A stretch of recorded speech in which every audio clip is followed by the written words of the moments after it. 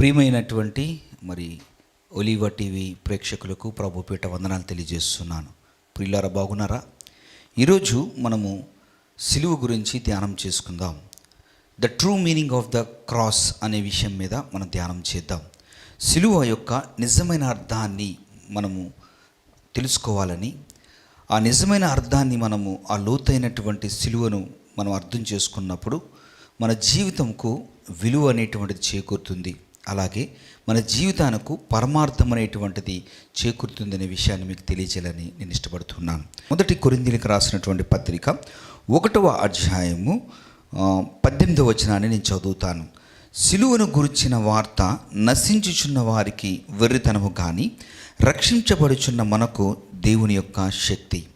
చూడండి, ఇక్కడ కొరింథీ సంఘానికి పౌలు రాస్తూ చెప్తున్నటువంటి మాట. ఎందుకంటే కొరింథీలో చాలా మంది విశ్వసిస్తున్నటువంటి వారు ఉన్నారు, యేసు ప్రభువును అంగీకరించిన వారు ఉన్నారు, అలాగే దేవుణ్ణి అంగీకరించినటువంటి వారు కూడా ఉన్నారు. అందుకే వారిని గురించి చెప్తున్నటువంటి మాట పౌలు, సిలువను గురించినటువంటి వార్త కొంతమందికి వెర్రితనంగా ఉంది, కానీ రక్షింపబడుచున్నటువంటి వారికి దేవుని శక్తిగా ఉన్నది అని తెలియజేస్తున్నాడు. చూడండి, యేసు ప్రభు వారి యొక్క దినాల్లో సిలువను చూసినప్పుడు రోమీయులు ఎలాంటి పర్స్పెక్టివ్ కలిగి ఉన్నారో, అలాగే యూదులు ఈ సిలువను గురించినటువంటి ఎలాంటి పర్స్పెక్టివ్తో ఉన్నారో, యేసు ప్రభు వారి యొక్క పునరుద్ధానం తరువాత ఈ సిలువ అనేటువంటిది ఎలాగా మారిందో, చేంజ్ అయిందో మీకు విషయాన్ని నేను తెలియజేస్తాను.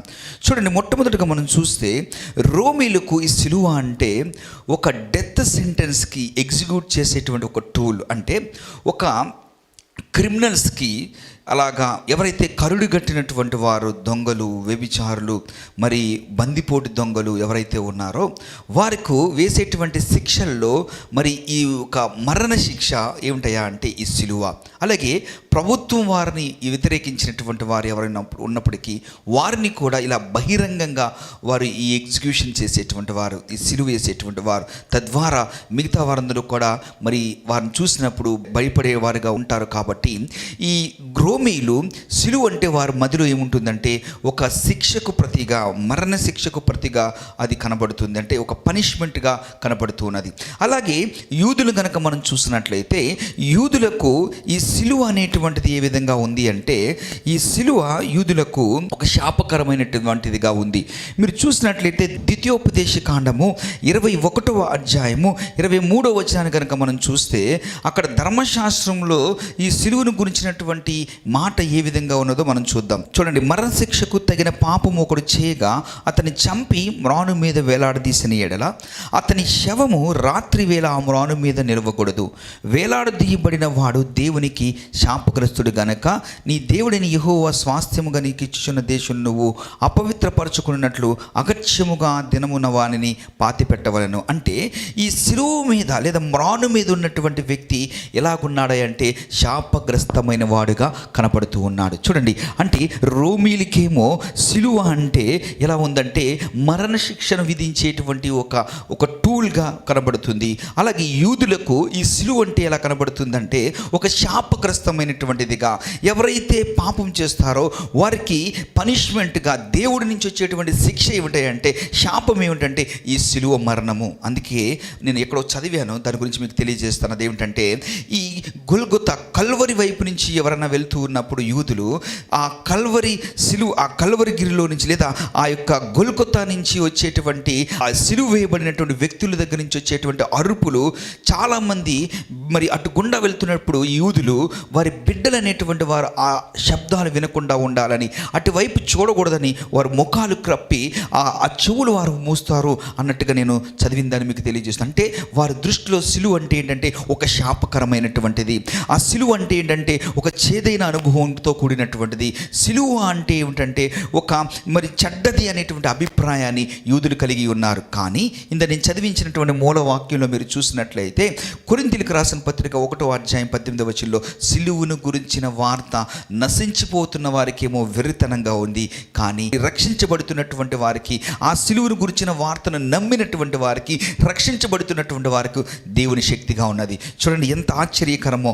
ఇక్కడ చూడండి, యూదులేమో సిలువను చూస్తే శాపకరమైనదిగా చూస్తున్నారు, రోమీలేమో సిలువను చూస్తుంటే వారు ఒక పనిష్మెంట్ విధించేది, మరణశిక్ష విధించేదిగా వారు చూస్తున్నారు. కానీ ఈరోజు నేటి దినంలో పునరుద్ధానుడైనటువంటి యేసును, ఆ సిలువలో ఆ మరణాన్ని మరి విరిచినటువంటి దేవుణ్ణి, ఆ మరణానికి విజయాన్ని చేకూరించినటువంటి దేవుడిని మనం చూసినప్పుడు ఆ సిలువ మనకు ఎలా కనబడుతుందంటే ఒక దేవుని శక్తిగా కనబడుతుంది. ఎందుకో తెలుసా?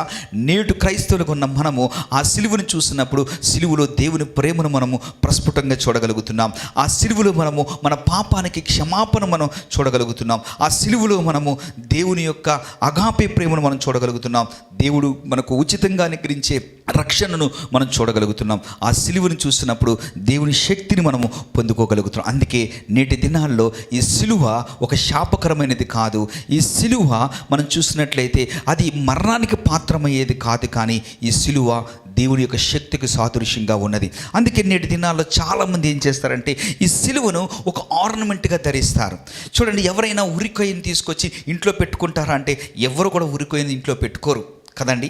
మనకు భారతదేశ ప్రకారము మరి ఉన్న అత్యున్నంగా మనకు శిక్ష విధించాలి అంటే ఏది విధిస్తారు అంటే ఉరి శిక్షను విధిస్తారు. కాబట్టి ఉరి కొయ్యని ఎవరైనా ఒక త్రాడుని తీసుకొచ్చి ఇంట్లో పెట్టుకోమంటే ఎవరో పెట్టుకోరు. కానీ నేటి క్రైస్తవ లోకం ఏం చేస్తుందో తెలుసా? ఈ సిలువను మనం ధరించేటువంటి ఆర్నమెంట్స్ మీద వేసుకుంటున్నాం, మన ఇంట్లో పెట్టుకుంటున్నాం, మన చర్చెస్లో పెట్టుకుంటున్నాం, చర్చి పైన పెట్టుకుంటున్నాం. కారణం ఎందుకంటే క్రైస్తవ విశ్వాస జీవితానికి ఒక గుండె లాంటిదే ఈ సిలువ. మానవ శరీరంలో అవయవాలన్నిటిలో కూడా అత్యంతమైనటువంటి మరి ప్రయారిటైజ్డ్ది, అన్నిటికంటే ముఖ్యమైనది ఏదే అంటే గుండె అని మనం చెప్తాం. అలాగే క్రైస్తవ విశ్వాస జీవితంలో ఈ సిలువ అనేటువంటిది ఆ గుండె లాంటిది అని చెప్పొచ్చు. కాబట్టి ఈ సిలువను కేవలం మనం ఒక చిహ్నంగా చూస్తేనో, లేదంటే ఈ సిలువను చరిత్రలో జరిగినటువంటి ఒక సంఘటనగా మనం చూస్తే దానివల్ల ప్రయోజనం లేదు. కానీ ఈ సిలువను మనం ఈ రోజున ఎలా చూడాలంటే క్రైస్తవ విశ్వాస జీవితానికి అది చాలా ప్రాముఖ్యమైనటువంటిదిగా, క్రైస్తవ విశ్వాస జీవితానికి అది హృదయం లాంటిది, ఒక గుండె లాంటిదిగా మనం భావించినప్పుడు ఈ సిలువ నీకేం తెలియజేస్తుందంటే నిజమైన అర్థాన్ని తెలియజేస్తుంది, నీ జీవితానికి పరమార్థాన్ని చేకూరుస్తుంది, నీ జీవితానికి నిండుదనాన్ని ఇస్తుంది. అంత మాత్రమే కాదు, విలువ లేనటువంటి మన జీవితాలకు విలువనిస్తుంది. సిలువ విలువనిస్తుంది. ఒకప్పుడు శాపగ్రస్తంగా చూడబడినటువంటి ఈ సిలువ, ఒకప్పుడు మరణానికి చిహ్నంగా చూడబడినటువంటి ఈ సిలువ, నేడు అదే సిలువ ఇప్పుడు మనకు ఎలా ఉందో తెలుసా? ఇది మనకు విలువని తెచ్చేదిగా ఉంది. ఈ సిలువలోనే మనం దేవుని ప్రేమను చూడగలుగుతున్నాం. ఈ సిలువలోనే మనము దేవుని యొక్క క్షమను మనం చూడగలుగుతున్నాం. మన పాపాలకి ప్రాయశ్చిత్తాన్ని, మనకు పాపానికి శుద్ధీకరణ మనం చూడగలుగుతున్నాం. అంత మాత్రమే కాదు, ఈ సిలువ మనకు నిత్య జీవాన్ని ఇస్తుంది, మన జీవితాలకు విలువనిస్తుంది. ఈ సిలువలో జరిగినటువంటి ఒక అద్భుతమైన విషయాన్ని మీకు నేను తెలియజేస్తాను. చూడండి, ప్రేమ అలాగే న్యాయము అనేటువంటివి ఎన్నడూ కూడా కలుసుకునేటువంటివి కావు. ఈ ప్రేమ న్యాయం అనేటువంటిది సిలువలో మనం చూసినట్లయితే ఆ రెండు కలుసుకున్నట్లుగా మనం చూస్తాము.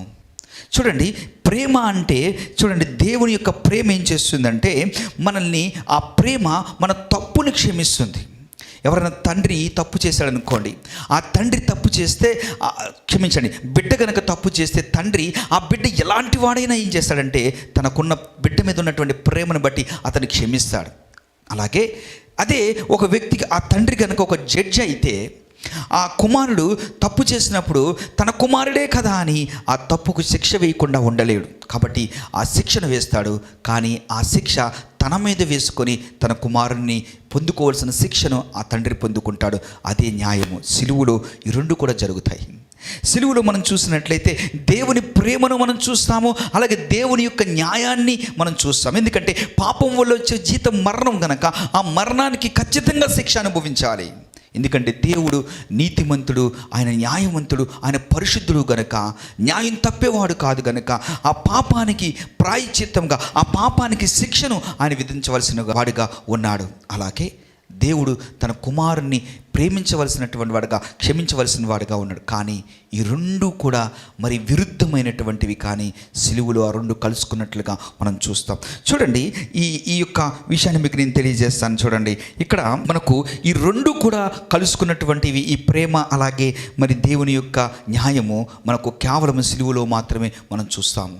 అలాగే ఈ సిలువను మనం అర్థం చేసుకున్నప్పుడు దేవుని యొక్క గొప్ప మరి శక్తిని మనం పొందుకోగలుగుతాం. ఈ సిలువను మనం అర్థం చేసుకున్నప్పుడు మనకు విలువ అనేటువంటిది చేకూరుతుంది. ఈ సిలువను మనం జాగ్రత్తగా పరిశీలన చేసినప్పుడు మన జీవితంలో దేవునికి మనం సమీపంగా వెళ్ళగలుగుతాము. చూడండి, సిలువలో జరిగినటువంటి 4 ప్రాముఖ్యమైనటువంటి విషయాలు నేను మీకు తెలియజేస్తాను. మొట్టమొదటి కనుక మనం చూసినట్లయితే సిలువలో దేవుని ప్రేమను మనము చూడగలుగుతాము. దేవుని ప్రేమ మనకు కనబడుతుంది. చూడండి, యోహాను సువార్త 3:16 చూస్తే, దేవుడు లోకమును ఎంతో ప్రేమించాను కాగా తన అద్వితీయ కుమారునిగా పుట్టిన వాని యందు విశ్వాసం ఉంచు ప్రతివాడును నశింపక నిత్య జీవం పొందుకొనెను. అంటే ఏంటి ఇక్కడ మనం అర్థం చేసుకోవాల్సింది? దేవుడు లోకాన్ని ఎంతగా ప్రేమించాడంటే ఆయన తన్ను తాను, ఆయన సింహాసనం మీద ఆసీనుడై ఉన్నటువంటి దేవుడికి రక్త మాంసములు ఉండవు. కానీ ఆయన ప్రేమ ఏం చేస్తుందంటే రక్త మాంసములు ధరించుకొని ఈ భూమి మీదకి వచ్చి మన కోసం ప్రాణం పెట్టేంతగా ఆయన మన మీద ప్రేమ చూపించాడు. అదే దేవుని ప్రేమను మనం చూడగలుగుతున్నాం. చూడండి, ఆయన ఎవరి కోసం చనిపోయాడంటే కేవలం కొంతమంది వారి కోసమే కాదు, ఈ లోకంలో ఉన్న వారందరి కోసం. అందుకే అక్కడ రాయబడిన మాట, దేవుడు లోకమును ప్రేమించాను అంటే కేవలం ఒక కులానికో, ఒక మతానికో, ఒక జనాంగానికో, ఒక దేశానికో, ఒక ప్రాంతానికో మాత్రము కాదు, కానీ ఈ లోకంలో ఉన్న వారు అందరి మీద కూడా ఆయన ప్రేమిస్తున్నాడు. వారందరి కోసం ఆయన సిలువలో మరణించాడు. చూడండి, మత్తయి సువార్తలో మనం ఒక విషయాన్ని 5వ అధ్యాయంలో మనం చూస్తాం. అదేమిటంటే, చూడండి, మంచివారి మీద చెడ్డవారి మీద కూడా సూర్యుడు ఉదయింపచేస్తున్నాడంట. అలాగే నీతిమంతుల మీద అనీతిమంతుల మీద కూడా వర్షం అనేటువంటిది అది కురుస్తుందని దేవుని వాక్యం సెలవిస్తుంది. అంటే దేవుని యొక్క ప్రేమ ఎంత గొప్పదో చూడండి. ఆయన అందరి మీద కూడా ఆయన ప్రేమను కురిపిస్తున్నాడు, అందరినీ ఆయన ప్రేమిస్తూ ఉన్నాడు. ఈ రోజున చాలామందికి ఉన్నటువంటి ఒక మిస్కన్సెప్షన్ ఏమిటంటే, అయ్యో నేను పాపంలో ఉన్నాను, నేను బంధకంలో ఉన్నాను కదా, నేను దేవుడి దగ్గరికి ఎలా వెళ్తాను అని అనుకుంటూ ఉన్నారు. కానీ కాదండి, మనం ఏ స్థితిలో ఉన్నా మనం సిలువ దగ్గరికి వెళ్ళినప్పుడు మన యొక్క స్థితిని మార్చగలిగినటువంటి దేవుడు ఆయనే. ఎందుకో తెలుసా? ఆయన నీ కొరకు నా కొరకు కలువరి సిలువలో ఆయన ప్రాణం పెట్టి రక్తం కార్చి ఆయన మనల్ని తన ప్రేమను వెల్లడి చేశాడు.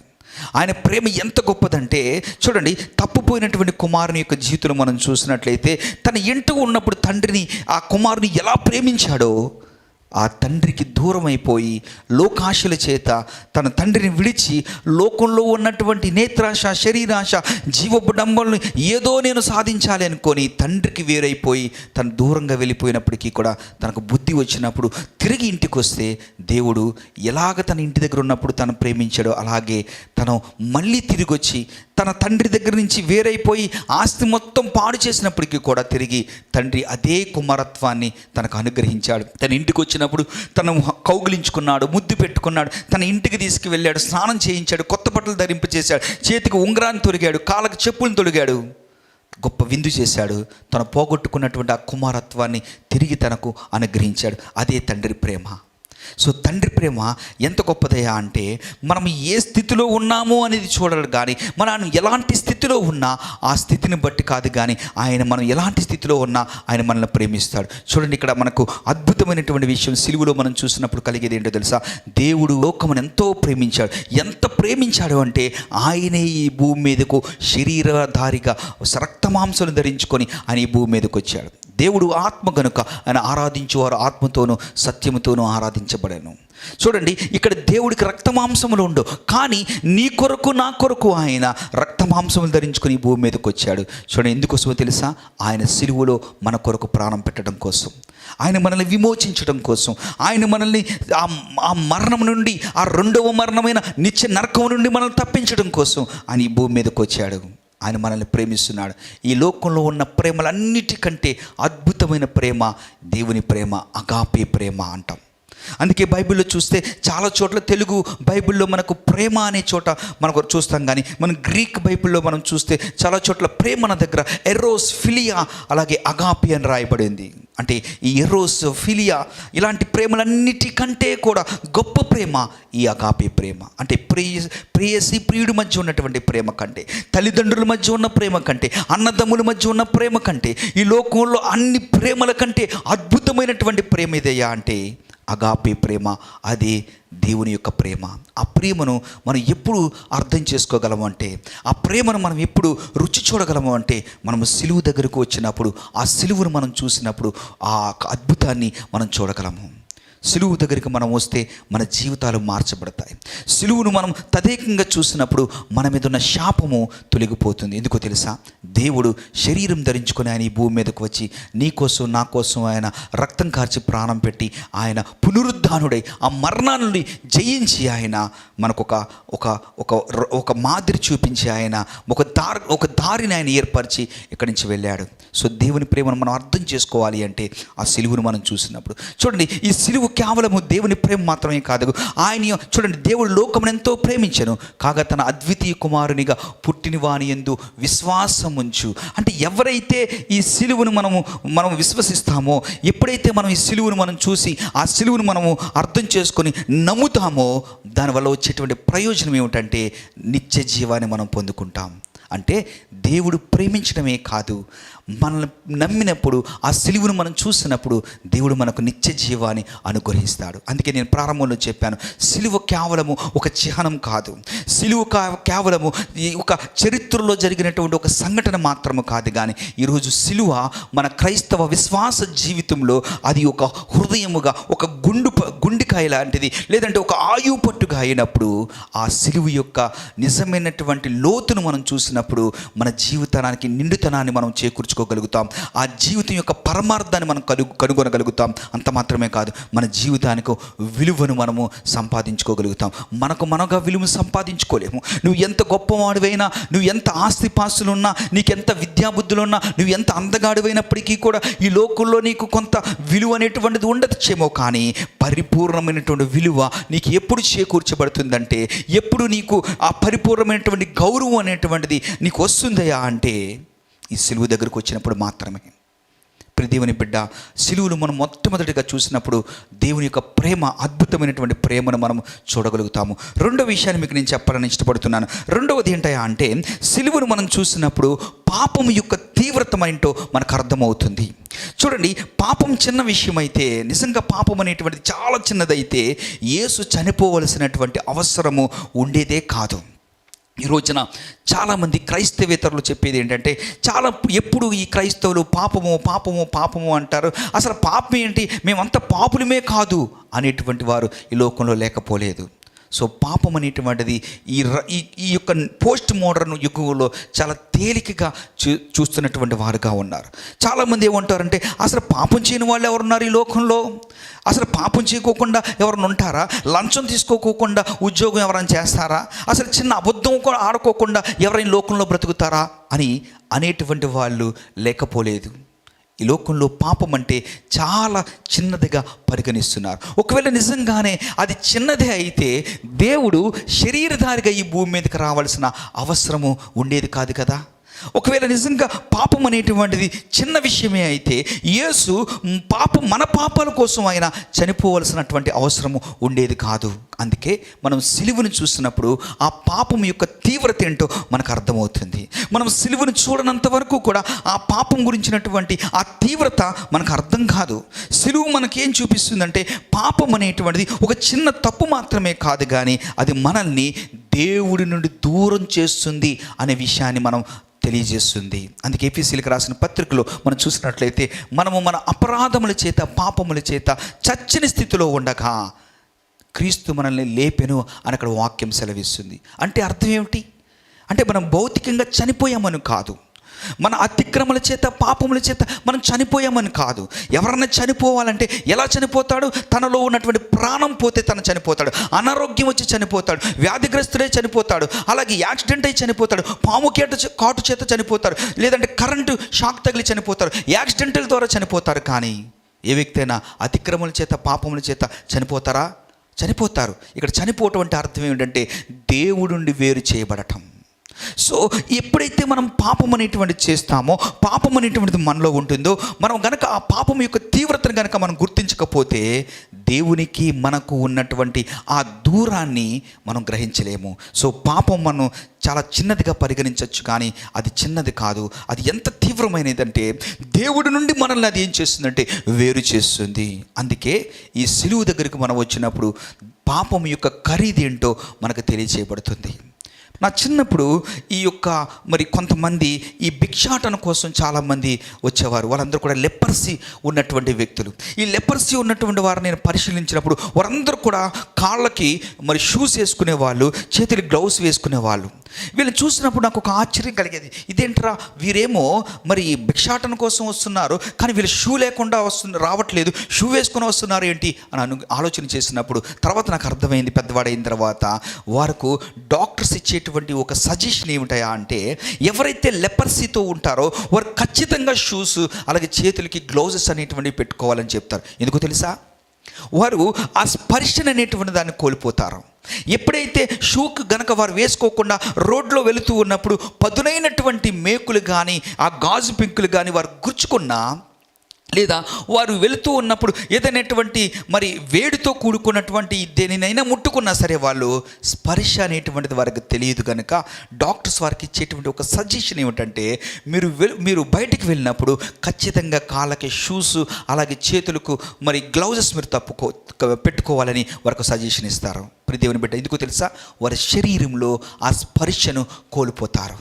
ఎప్పుడైతే మనం సిలువను చూడటం మానేసామో, ఎప్పుడైతే సిలువలో యేసు ప్రభు చేసిన త్యాగాన్ని మనం గుర్తించుకోమో, ఆ పాపం యొక్క తీవ్రతను కూడా మనం మర్చిపోతాము. అలాగే మన మనస్సాక్షి కూడా మొద్దుబారిపోయి మరి ఆ మనస్సాక్షి మొద్దుబారిపోవటం వల్ల విచక్షణ మనము కోల్పోతాము, తద్వారా దేవునికి దూరం అయిపోతాము.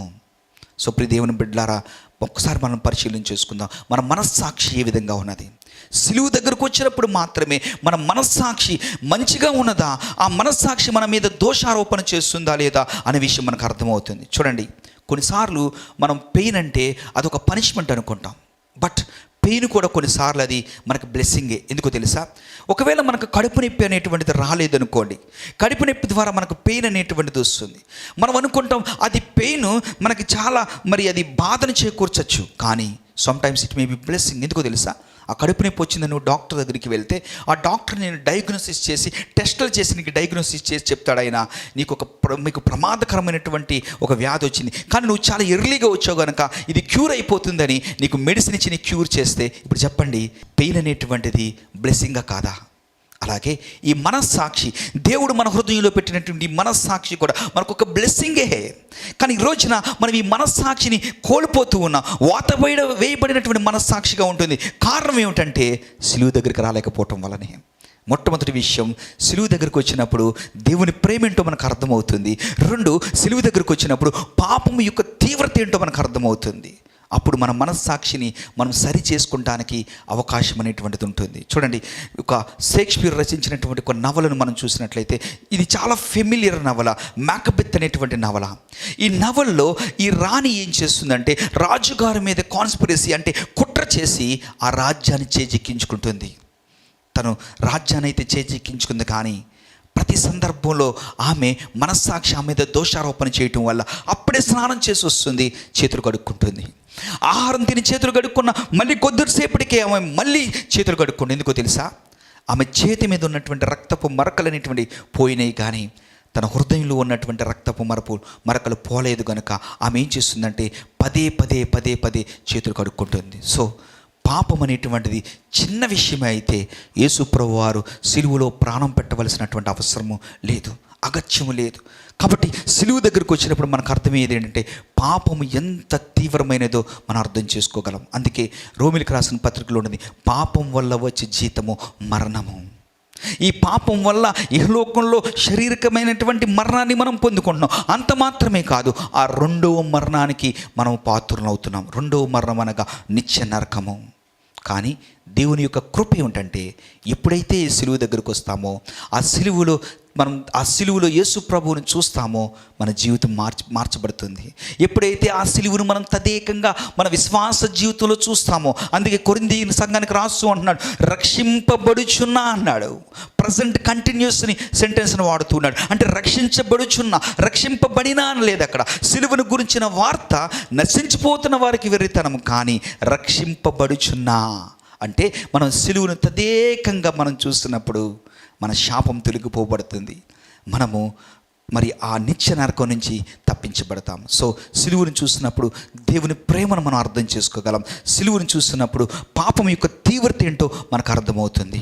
3 విషయాన్ని కూడా మీకు నేను తెలియజేస్తాను, చూడండి. ప్రభువా నీ కృపలేనిదే బ్రతుకలేనయ్యా,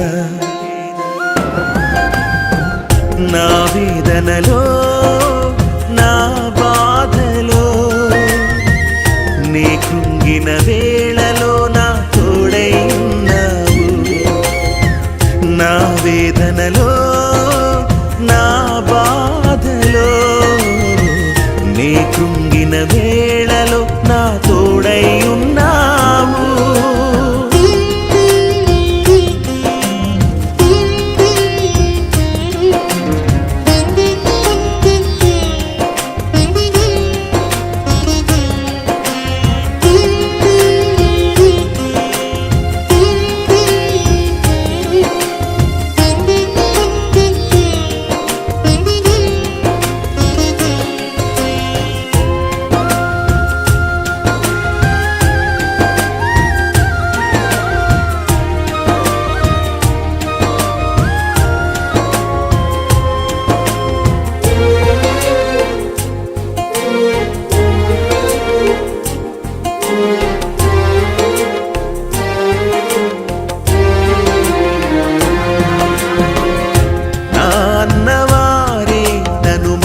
చారయ్యా అయిన వారే నన్ను అపహసించినారయ్యా,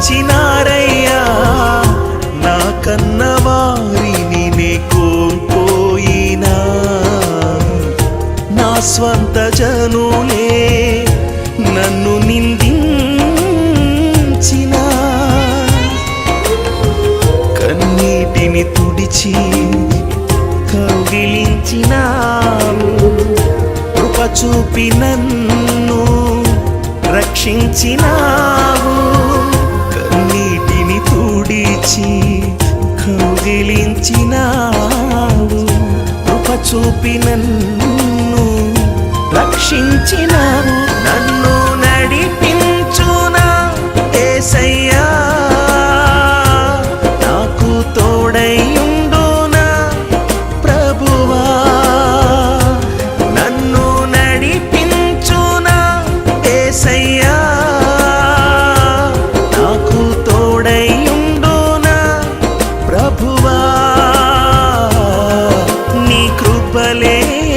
బ్రతుకలేనయ్యా, నా వేదనలో నా బాధలో నీ కృంగిన వేళలో